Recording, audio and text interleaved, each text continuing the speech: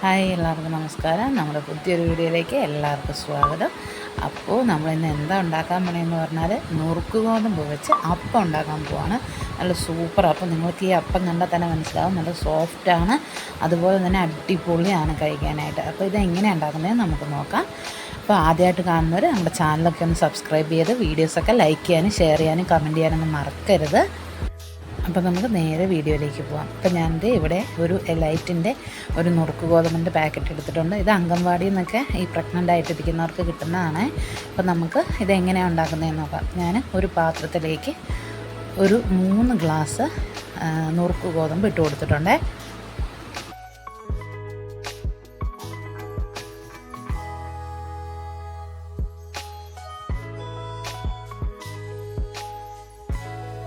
ഇനി നമുക്ക് ഈ നുറുക്ക് ഗോതമ്പ് ഒരു 3-4 പ്രാവശ്യം നല്ലതുപോലെ ഒന്ന് കഴുകിയെടുക്കാം കേട്ടോ. പിന്നെ നമ്മളിതിലേക്ക് ഒരു 2 തവി ചോറും കൂടെ ചേർത്ത് കൊടുത്തിട്ടുണ്ട്. പിന്നെ ഇത് പുളിക്കാൻ വേണ്ടിയിട്ട് 1 ടീസ്പൂണ് ഈസ്റ്റും പിന്നെ ഒരു ടീസ്പൂണ് പഞ്ചസാരയും ചേർത്ത് ആവശ്യത്തിന് വെള്ളവും ഒഴിച്ചു കൊടുത്തിട്ട് നമ്മൾ നല്ലതുപോലെ മിക്സ് ചെയ്യുന്നുണ്ട്. വെള്ളം ഇത് നല്ലതുപോലെ മുങ്ങിക്കിടക്കാൻ പാകത്തിന് വെള്ളം ഒഴിച്ചു കൊടുത്തിട്ടുണ്ട് കേട്ടോ.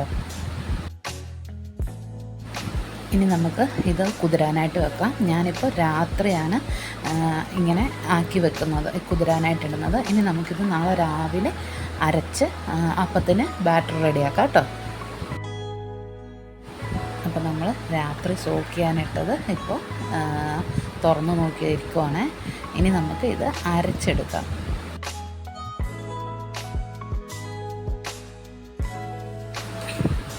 ഇനി നമുക്കിതൊരു മിക്സിയുടെ ജാറിലേക്ക് കുറേശ്ശെ ഇട്ട് കൊടുത്ത് അരയ്ക്കാം കേട്ടോ.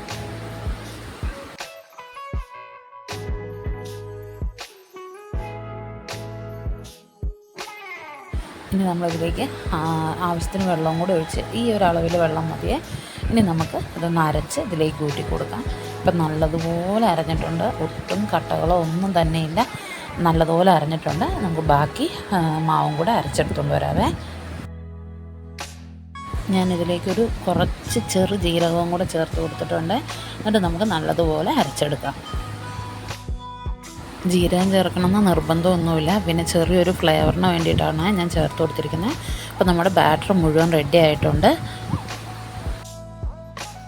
ഇനി നമുക്കിത് നല്ലതുപോലെ ഒന്ന് ഇളക്കി മിക്സ് ചെയ്ത് നമുക്കിതൊന്ന് പുളിക്കാനായിട്ട് വെക്കണം. ഇത് ഒരു മണിക്കൂർ വെച്ചാൽ മതി. അപ്പോഴത്തേക്കും നമ്മുടെ ബാറ്റർ റെഡി ആവും. ഇപ്പോൾ 1 മണിക്കൂർ കഴിഞ്ഞപ്പോഴത്തേക്കും നമ്മുടെ അപ്പത്തിൻ്റെ മാവ് നല്ലതുപോലെ പുളിച്ചു വന്നിട്ടുണ്ട്.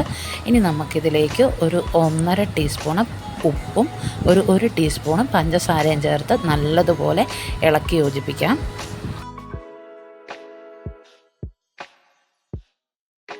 ഇനി നമുക്കിത് ചുട്ടെടുക്കാം. ഞാനിതിപ്പോൾ അപ്പച്ചട്ടി അടുപ്പത്ത് വെച്ചിട്ടുണ്ട്. അതിലേക്ക് മാവ് ഊറ്റി നല്ലതുപോലെ ഒന്ന് കറക്കി കൊടുത്തിട്ടുണ്ട് കേട്ടോ. ഇനി ഇതിലേക്ക് ചെറിയ ചെറിയ ഹോൾസൊക്കെ വരുമ്പോഴത്തേക്കും നമുക്ക് മൂടി വെച്ച് ഇത് വേവിക്കാവേ. ഇത് നമ്മുടെ അപ്പം റെഡി ആയിട്ടുണ്ട്. ഇനി നമുക്ക് ബാക്കിയെല്ലാം ചുട്ടെടുക്കാവേ.